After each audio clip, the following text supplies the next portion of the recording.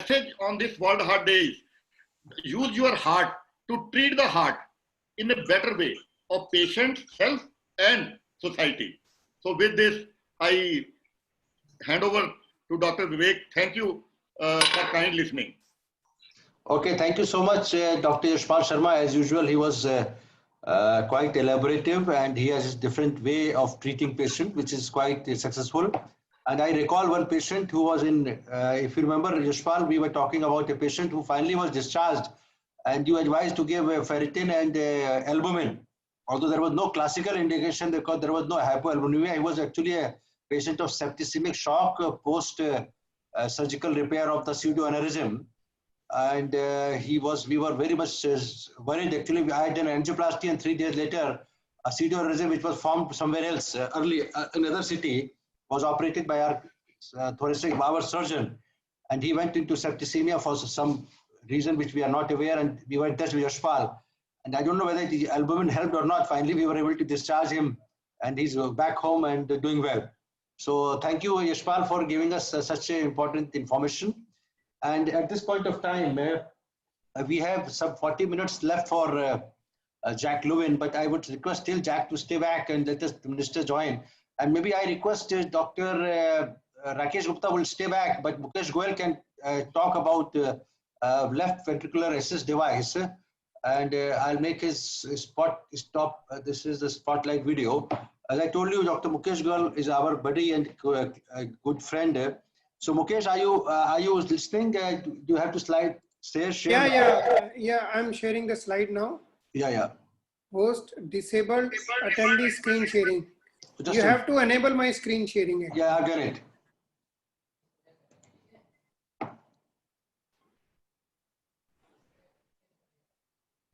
Yeah, got it.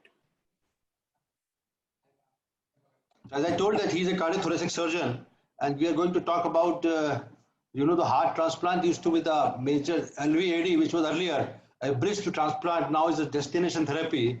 And he will talk briefly about, very briefly about heart failure management, especially emphasis on the left ventricular assist device, which is still expensive. It's about 60 to 80 lakhs, but still is a life-saving.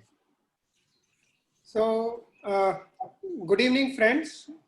I am Dr. Mukesh Goel. I welcome you to all on World Heart Day, a brief session on LV assist devices. I'm not able, yeah. So heart failure is a very complex and progressive disease. The treatment consists of multifactorial approach, lifestyle changes, medication, implantable devices like AICD, CRTDs, and then advanced therapies like heart transplant and LVADs. And it is, as a physician, it is very important to know when to refer the patient for consideration of advanced therapy. Every admission in hospital for heart failure treatment and management, the median survival of the patient comes down after discharge. After first hospitalization for heart failure, a median survival is only 2.5 years. While after fourth hospitalization, the median survival becomes less than 6 months. So it is very, very important to refer these patients for advanced therapy and assessment. So how do we identify that when to refer the patient for advanced assessment? The clinical basic criteria are the patient is having a severe left ventricular dysfunction. Heart ejection fraction is 25% or less is generally. Sometimes patient even with 25 to 30% of ejection fraction might be clinically severe enough to warrant an assessment and a therapy. They can be considered also.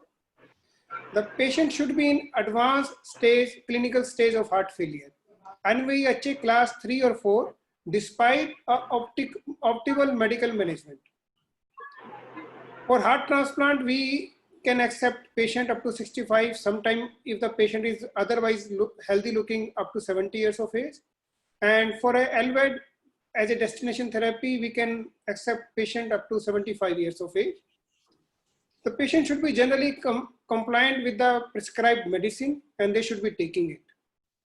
and there should not be any drug or alcohol dependence. It should be affordable, and there should be adequate social and family support system behind it. And when we will like to refer these patients, if the patient is in NYHA class 3 or 4, that is, they are not able to walk beyond 1 block without getting uncomfortable and developing dyspnea. They are intolerant to optimal medical therapy, which includes ACE inhibitors, beta blockers, ARBs, and other drugs. If they require high diuretic dose to control their congestive symptoms, there has been 1 or more heart failure related admission in hospital, and their measured peak oxygen consumption is less than 14 ml per kg per minute. So what are the advanced options for end stage heart failure? Heart transplant or implantation of assist devices. We should know that transplant is still the gold standard treatment for end stage heart failure. However, there are some limitations. We know there is a worldwide shortage of donor hearts, and the hearts are not easily available. But I will like to add, in India, we have another very paradoxical situation when we don't even have recipient also. Sometimes we get donor hearts, but there are no recipients because the people are afraid to refer the patients for assessment and transplant listing. And this is now more common in North India. South India, the physicians and surgeons, treating cardiologist, physician, referring physician, now they are very well comfortable with the thought of heart transplant and post-transplant management.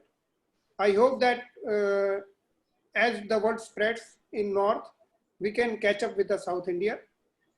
Then these patients have to be obviously on a complex medical regime post-transplant, because we have to give them immunosuppression as well as manage their propensity for infection in view of immunosuppressant therapy. And heart transplant as a therapy cannot be offered to the patients who have advanced age, high pulmonary vascular resistance, they have an irreversible pulmonary arterial hypertension, active systemic infection, or there are other comorbidities and organ dysfunction is there. So here comes the role of left ventricular assist devices. This was a study in NAGM, and this is quite an old study, more than 15 years old, where even the devices which were available at that time, it unequivocally showed that LVAD compared to the medical management, it improves considerable survival at 2 years. With the medical management in that study, the survival was only 8 to 10% at 2 years, while with the LVAD, the survival was approximately 70% in that study. There are certain terms which we use to describe the implantation of LVAD in different clinical settings. So basically these terms are bridge to decision or bridge to bridge, where we implant a very short-term assist device like ECMO. At the moment in Apollo, we have got 2 ongoing ECMOs, veno-venous ECMOs for 2 patients who have got post-COVID respiratory failure. And 1 ECMO is already been more than 2 weeks. The another is already, the another patient is referred by Dr. Vivek Gupta only, which is already now 4 days post ECMO. And both are maintaining, very well being maintained on ECMO. But here in this for heart failure, so when the person is in cardiogenic shock, and we can put this patient on ECMO till we know that the brain is okay and other organs are okay, and then we can decide whether to put these patients on a transplant for an urgent transplant, or they need a long-term ventricular assist device. Then bridge to candidacy. Here the person may not be fit on initial for a transplant. Then these patients can be implanted with LVAD, and these patients can be re-evaluated after a few months or a year, so that the other organs have improved, and we can see that whether they have now become candidate for LVAD or, for transplant or not. Bridge to transplantation is, it is basically like bridge to candidacy, but here the person is otherwise fit for transplant, but he is too sick to wait for the donor organ to buy time till the donor organ is becomes available. So we use it as a bridge to transplant. Bridge to recovery generally used in patients who have got acute myocarditis, mostly because of viral causes. And we hope that these patients will otherwise improve in few months to few years, and then the LVAD can be taken off. And destination therapy, obviously, it is the use of LVAD for in patients who are otherwise not candidate for transplant. So they are given this therapy as the end stage option for lifelong. So these are the latest guidelines of European Society of Cardiology, where use of LVAD as both as a bridge to transplant and as a destination therapy. It is a class 2 indication now. Assist devices have evolved in last 2 decades. On the left, you can see HeartMate 2, which was HeartMate first generation, which was commercially made available in 1990s. Here you can see the quite bulky device, and there is a very bulky tube which was coming out of the body to be connected to the console. The console, I have seen this console in, I was working in All India Institute of Medical Sciences in 1996 to 97. And I saw 2 patients with these kind of LVADs at that time. Dr. Venugopal had implanted them, and it used to come with the name of Thoratec. And the console was like a suitcase. The person used to carry that suitcase around with him. I used to go and do the dressings in the OPD in follow-up. That's why how I remember these patients. So this is a HeartMate 2, which came around 10 years back. And you can see it has become much smaller, and the tubing has also become much smaller. And the last one is the HeartMate 3, where the device is so small, it is just like a pacemaker. It is of the size of a pacemaker, which the cardiologist implant as a ICD or a permanent pacemaker. And the tubing is also only 5 to 6 millimeter thick. This is a representation of the components of the LVAD. There is a small motor which is attached to the left ventricle, and there is a tubing which comes out of this, and it is attached to the ascending aorta. So the blood is being drawn from left ventricle, and it is being pumped into the ascending aorta. There is a 5 millimeter thick tube only now, which comes out of the, which we call drive line, which comes out of the skin near umbilicus. It is connected to a very small controller. This controller is hardly of the size of a modern smartphone. And this is a battery pack. Again, the size of the battery pack is hardly a kind of a small iPad. And it is very light.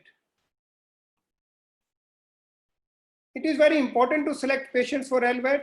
The right ventricular function should be okay, and the person should not be too frail to withstand the operation and the post-operative care. Whenever we take up a patient for a consideration of LVAD, obviously we know that left ventricular is diseased, that's why he needs a LVAD. But their right ventricle we assess very diligently, because after the implantation of LVAD, the whole hemodynamic load will be of the LV will be taken by the assist device. But the right ventricle will be burdened by the increased cardiac output. So the right ventricle should be really good to support the LVAD. International Society for Mechanical Circulatory Support, they have divided according to the clinical urgency of these patients into 7 profiles. The profile 7 is the patient who have an advanced heart failure condition, like ejection fraction is very low, but he is otherwise good enough on medical management, and he is kind of a class 2, NYHA class 2 on medical management. So these patients are not a candidate for LVAD or any other therapy. Profile 1 is the patient who is crashing he's in hospital with a cardiogenic shock. Likewise, profile 2, when the patient, despite inotrope, he is continuing decline, and there is an increasing requirement of inotrope, still the hemodynamics, they keep deteriorating. 3 is the patient who is inotrope dependent but stable. Profile 4, when the person keeps coming to the hospital for management of heart failure, gets better in few days and then goes home again to return after few days or few months. Profile 5, when the person cannot do any meaningful exertion, he's mostly housebound. And profile 6 is the person who can go out sometime, do some limited exercise, limited activity, but is mostly what we call a walking wounded person. Cannot be a normal. So the main indication for a LVAD implantation is profile 3 to 6 is the ideal time, because in profile 1 we don't know what will be the outcome later on. So it's better to consider these patients in these limited profiles. This is a slide which depicts when to refer the patient for LVAD. In 2 early stages, though the operative risk is low, but the clinical severity of the heart failure is not very much, and the person may not get any real benefit with the assist device. In later stages, already there is a right heart dysfunction and other organ dysfunction has set in, and the operative risk also has become very high. So this becomes basically beyond the stage for LVAD implantation. So there is a middle window which we have to judge that to when to implant these patients with assist devices. Worldwide now, there have been more than 27,000 devices have been put. More than 3,500 patients, the devices is working well for more than 5 years. And in few patients, like more than 125 patients, the device is working well for more than 10 years. So these devices are a very good options in patients who are not otherwise good candidates for heart transplant.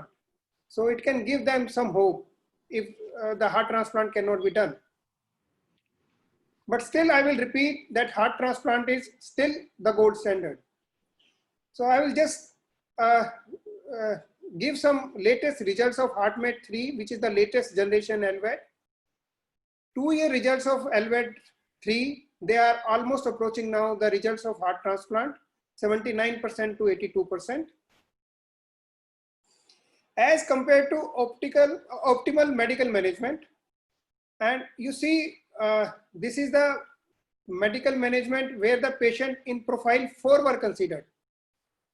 And the survival, 2-year survival was 49 to 60%. While the patients who were in profile 1 to 3, means cardiogenic shock or inotrope dependent, or the patient on IABP and other things, a 2-year survival with LVAD is 80%. So even with the contemporary medical therapy, including ARNI, ARBs, beta blockers, ivabradine, everything, the assist devices score much better than OMTs. So there were 2 main issues with LVADs. One is thrombosis and other is stroke. These are the issues, the same issues which are otherwise also there with the metallic heart valves. That with any metallic heart valve, we figure out what will be the rate of thromboembolic phenomena and what will be the rate of stroke because of the metallic heart valve. So with these devices, the 2-year incidence of pump thrombosis is less than 1%. And the incidence of even minor stroke is less than 2 to 3%. And this is a slide which shows the worldwide results from the worldwide registry. And these devices now in a worldwide registry are showing a 2-year survival of 84%. But I will say that there are still challenges for long-term use of LVADs in India. One is a lack of awareness and lack of acceptance also. That as a physician, we are still not comfortable thinking about these therapies. And obviously these are costly therapy. The device is very costly.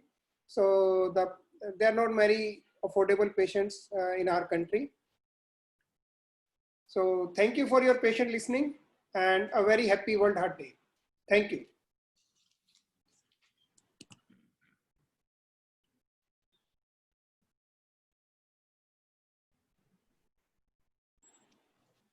Hello, yes, thank you, Mukesh, for giving a very comprehensive view of left ventricular assist device.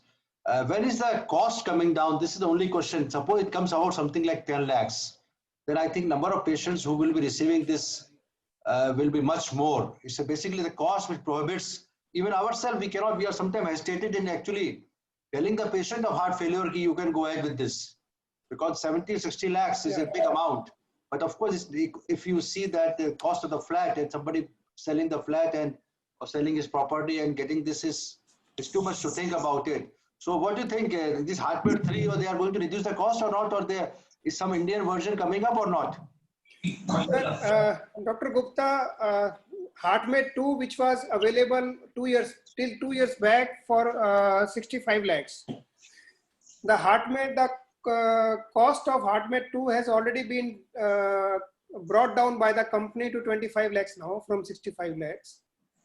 And though HeartMate 3 is a better device as far as some complications are concerned, but the workhorse of the LVADs all over the world has been HeartMate 2. Basically, it is HeartMate 2 which has established the comfort level and the supremacy of LVAD compared to medical management. So I will just put it like this, though every year we keep getting improved stent, but it does not mean that the stent which was available 5 years back is bad. That was being implanted very routinely. So obviously, because now there is a newer stent and the older stent is now cheaper, does not mean that the older stent was bad. So first of all, if there is some affordability issue, HeartMate 2 is a very good device. Number two, I think as another model comes, the company will do the same with the HeartMate 3 also. As far as Indian devices are concerned, there is some work going into like Merrill Life Sciences is doing some work. They have come out with a Indian transcatheter aortic valve, the same way, which is less than half the cost of the imported valve. So same way, I think they will come out with a device which will be in the range of 10 to 15 lakhs. So that is one company. Then there are some organization, Dr. Cherian's company. Dr. Cherian is a stalwart cardiac surgeon of India. He's a Padam Bhushan, and he is working with some IITs to develop an Indian version of LVAD. So I think that will also be available for less than 10 lakhs. Okay, so I think I just wanted a quick question with Dr. Jack Lewin. He said he has to hard stop at 10:30 your time. So will you be able to stay back a little more? Are you listening, Jack? Because I would like to speak a little on TAVI, and I just got a message from Minister that he will take another 7 minutes to come in. So I'll speak on TAVI, and then when the Minister joins, you can speak, and then when Minister speaks up, and then you would stay there. Can you stay 15 minutes more than what you had earlier anticipated? I think I can stay a little longer. Yeah. Okay, that's so nice. So what I'll do, so I changed the program again. So let me start my talk, which was scheduled. I wanted to speak two things. Actually, one was related to, of course, World Heart Day. So public wants to know the prevention, but we have been talking all through this. So let me talk a little about TAVI, which has been my favorite subject, because the reason being that I've been working with Dr. Ellen Crivier. So let me just slide share this, and so it is my favorite topic. I have been talking about this TAVI since 2002, I would say, ever since the first valve was. Can you see the slides now? Yeah, we can see. Okay. We can see. Yeah. I've been talking because the first TAVI was done in 2002. And I have been working with Professor Ella Crivier 1996, 97, 98. So when the process was going on, then animal experimentation was going on. So I was in Rouen with him, and I used to travel to Paris sometime to do those animal experimentation. So in beginning, let me share one experience of myself. In the beginning, I was traveling in his car. He was driving. That was late 1996. He said he has a project in mind, two projects. The first project he said was a non-surgical aortic valve, and second he said non-surgical bypass, which he could not do. Maybe he will do a little later. So this was something which was going beyond my mind at that time. Then how will you do it? He said he will do it, then tell us later. So now everybody knows TAVI, and so the plan of presentation will be the scope of problem of degenerative aortic stenosis, balloon aortic valvoplasty. I would like not to show the case report and development of this. So the aortic valve stenosis, 26% of the population of the age of 65 years has mild, moderate, or severe disease. 2% are symptomatic and should require treatment. It is estimated that within 15 years, the number of aortic stenosis patients will nearly double. Surgical valve replacement is a treatment of choice. As of 2 years back, I will take the final slide will tell everything.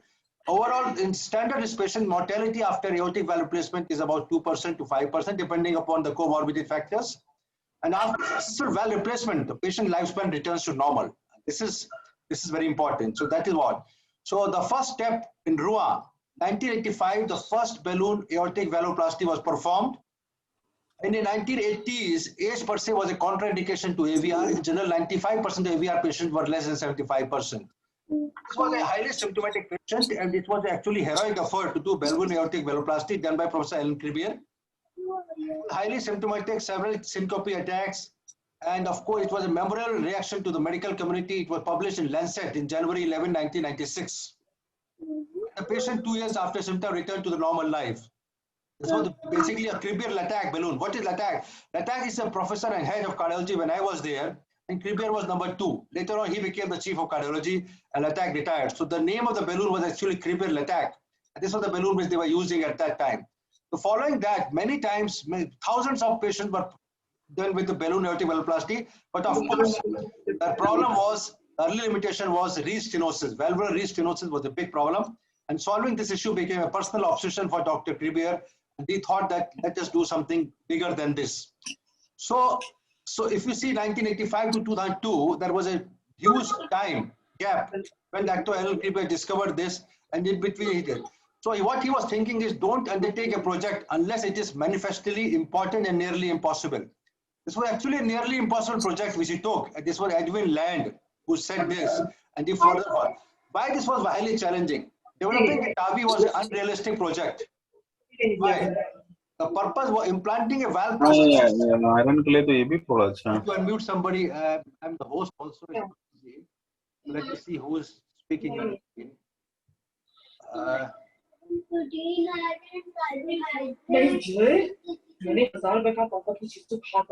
Kumari, I don't know.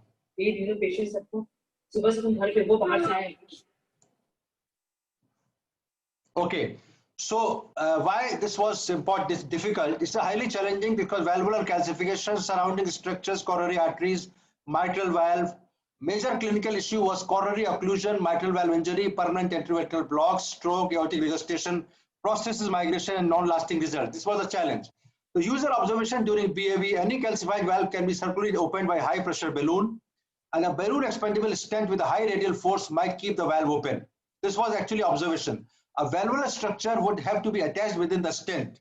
And this is it's a challenging combination of balloon expandable frame and valve structure.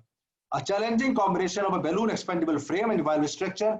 The opinion of experts, everybody said at that time, I want to tell you that Medtronic and Edwards and Medtronic both are the maximum seller of this valve today at 2020.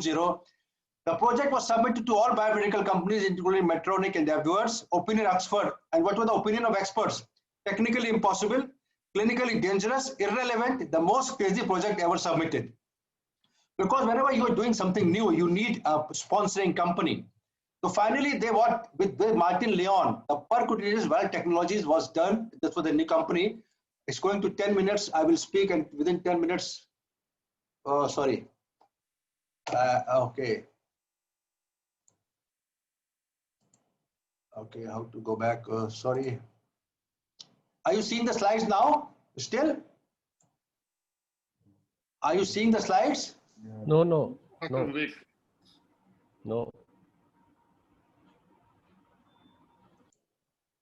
We can't see your slides. Okay, just a minute. Actually, I have to, the last time it was upgraded, it is not upgraded one, so it keeps coming. Okay. How to go back?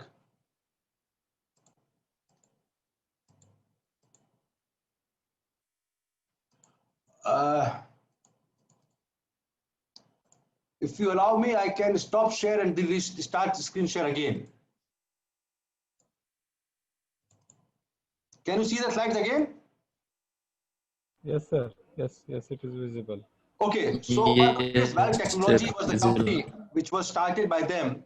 And at that time, the following 3 years, April 16, 2002, with Rouen, France, first in-man implantation was done.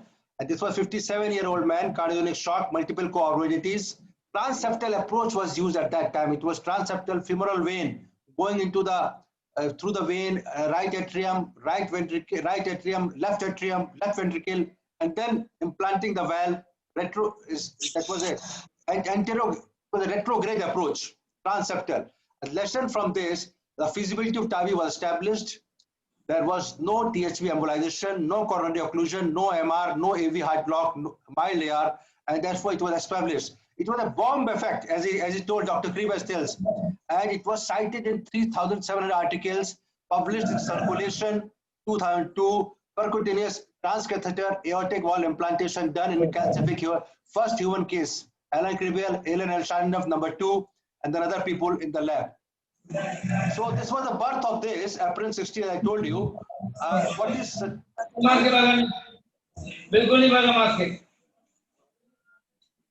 So challenge was to demonstrating the potential benefit of a disruptive technology on a subset of critically ill patients with life-threatening combat.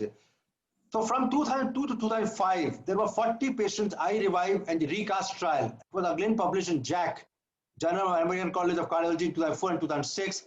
Out of this, the things were transcatheter valve crimping device, pneumatic balloon, 24 sheath, French sheath in femoral vein. This was a 24 French sheath in femoral vein. It was equine pericardium, single size, with no 4 patients survived more than 5 years, 1 patient survived more than 6.5 years. This was the compassionate patients. So this was 83-year-old lady, day 2, and this was day 15, and she lived 6 months post TAVR, and 1 year post TAVR. It was with lot of people there, and this was actually 83 or 2 years post THV, 83-year-old and 6.5 years post TAVR. This is a very important patient. That is why Dr. Kribel always tell. Coming on to the TAVI, spectacular worldwide expansion happened. Expected growth of more than 40% a year. 2019, 1,44,000 patients have been done. 2020 till today is 163. So it is expected to grow potentially, and by 2025, this is going to be about touching 3 lakhs. France alone is doing 15,000, 65,000 being US. So where are we today? TAVI is a breakthrough technology with an incredible expansion worldwide. This was a balloon expandable Edward valve, and then of course Medtronic Evolute R is a self-expanding valve. Till now in 65 countries, total as of now, more than 6,60,000 procedures have been done. And coming on to the steadily looking into this, I was just telling you, I will skip few slides because of the time. I have to speak another 5 minutes and then we have to reconnect. So this was what I'll tell you, compassionate patient revive trial. And this was a patient day 1 and then 6.5 years, I already told this thing. First ever planned retrograde TAVI, okay. Coming on to this, at this stage, the reason of success was improved technology and skill, better patient screening, image technology, echo and CT, better experience, improved devices, procedural data, a large body of scientific evidences, TAVI registries, evidence-based trial, high risk, intermediate risk, and I will go on to the partner trial. So after the Edwards took over in 2004, Edwards acquired PVT, the same company which had discredited, and they never wanted to come with Dr. Kribbe. They acquired PVT. And now Kribbe Edwards valve is now changed to as Edwards Sapien valve. So this what happened. At the same time, transfemoral technique was being developed and retrograde technique by John Webb from Canada and transapical from Leipzig, Germany. There were 3 technologies coming up. So if you see the advancement from 2005 to 2009, Sapien XT, and 2012, Sapien 3, the sheath size from 24 French to 18 French to 14 French, and of course, at the same time, the core valve, which is now Medtronic Evolute valve, from 2006, they wanted to develop a self-expanding valve, while Edward and what Dr. Kribbe has developed is a balloon expandable valve technology.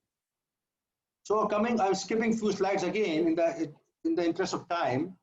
92% of all TAVI cases in RUA are done by minimalist approach. What is minimalist approach?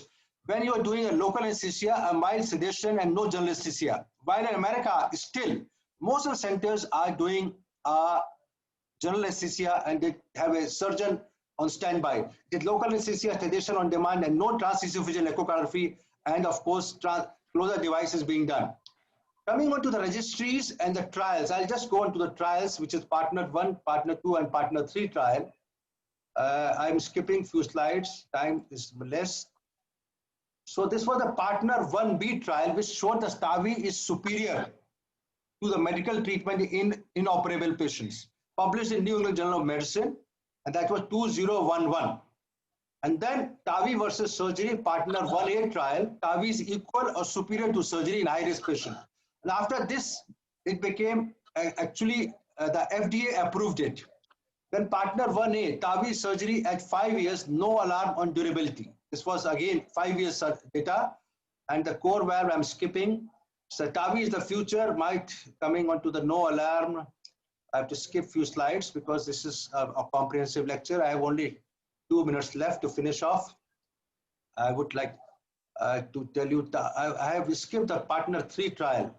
Actually, Partner 3 trial is an important trial which has shown the importance of this in the low-risk patient. That means even in the low-risk patient, TAVI can be done. Where is the Partner 3 trial? I think it's skipped out. So, okay, doesn't matter. The Partner 3 trial results are also available, and that has shown that even the low-risk patients, the TAVI can be performed with as comparable to surgical aortic valve replacement. So age is the key. In the younger low-risk patients, less than 70, in the absence of anatomical contraindication to TAVI, a well-informed patient, whatever his age, refusing surgery might have in the next future the deliberate choice of undergoing transfemoral TAVI. Keeping in mind that SVAR remains an option, emergency, urgent or plan in case of unsatisfactory acute result of valve failure and follow-up. TAVI in younger age, similar results. The expanding TAVI, other clinical indications, bioprosthetic heart failure, bicuspid valve, severe asymptomatic AS, it is also new technology, moderate aortic stenosis with heart failure may be an indication for TAVI. High-risk aortic regurgitation can become, and there are few studies going on, aortic stenosis with concomitant disease like CAD and low flow and low gradient. So the last slide would be expansion and future of TAVI, a new paradigm. TAVI is conceived in 2002 for patients who are not optimal candidates for SAVR. Now, surgical aortic valve replacement is indicated in patients who are not optimal candidates for TAVI. So this is what is the future from 18 years down the line when the first TAVI was performed. More than 6 lakhs patients have been done worldwide, and this is what is going on. So I finished my talk here. So let me stop sharing the slide. And we have to have now, it is 1 minute left. So if you allow Mukesh and other people, then rather than having a hard stop, let me close this and we can restart again because a 40-minute session, which is being extended. And I welcome my friend Satinder Singh, who is joined there. So he will be speaking a little, because although he's a orthopedic surgeon, it's a cardiology webinar, but he will speak a little about it in the later part. So if Dr. Rakesh Gupta is there, Dr. Mukesh Goel, Yashpal, do you think that I should stop it here because it will stop automatically otherwise? I will close this meeting and I will request everybody to join immediately after I close it so that we'll have another 40-minute session. And Mr. Athavale has joined actually, and Honorable Minister has joined. So, but I will stop the meeting now and I'll request everybody to rejoin